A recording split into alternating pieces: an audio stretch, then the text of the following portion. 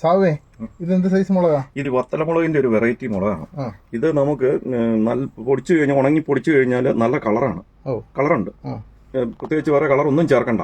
പക്ഷെ എരിവ് കുറവാണ്. ഈ സാമ്യമുണ്ട്, പക്ഷെ ഇനി എരിവില്ല.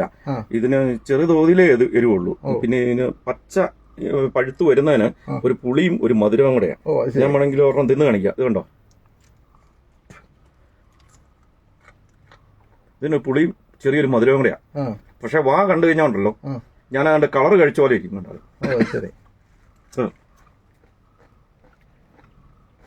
പക്ഷെ എരിക്കുന്നൊന്നുമില്ല, ഒന്നും എരിവില്ല. പക്ഷെ ഇത് ഭയങ്കര കളറായ സാധനത്തിന്. അതിന്റെ നാക്ക് വരെ ചൊന്നായിരിക്കുന്നത്, മുറുക്കിട്ട് തുപ്പുന്നോണ്ടിരിക്കും കേട്ടോ. ഉണ്ടോ കളർ കണ്ടോ, അത്രയും നല്ല ചുമപ്പായ സാധനം. സാവിത്ത് കറി വെക്കാൻ കൊള്ളാമല്ലേ? കറി വെക്കാൻ കൊള്ളാം അല്ലേ? പക്ഷെ എരിവിന് വേണ്ടി ചേർക്കണ്ട, അതിനുള്ള ഗുണം ഇല്ല, എരിവിനുള്ള ഗുണമില്ല. പക്ഷെ നല്ല കളറായിരിക്കും. ബീഫൊക്കെ മീൻകറി വെക്കുമ്പോൾ ഇതിടുവാണെങ്കിൽ ഇതിന് മീൻകറിക്ക് നല്ല കളർ കിട്ടും. വേറെ കളറൊന്നും ചേർക്കണ്ട. ചുമ്മാ പിറക്കി ഇങ്ങനെ അരിഞ്ഞിട്ട് പിറക്കി തിന്നാൻ കൊള്ളാം.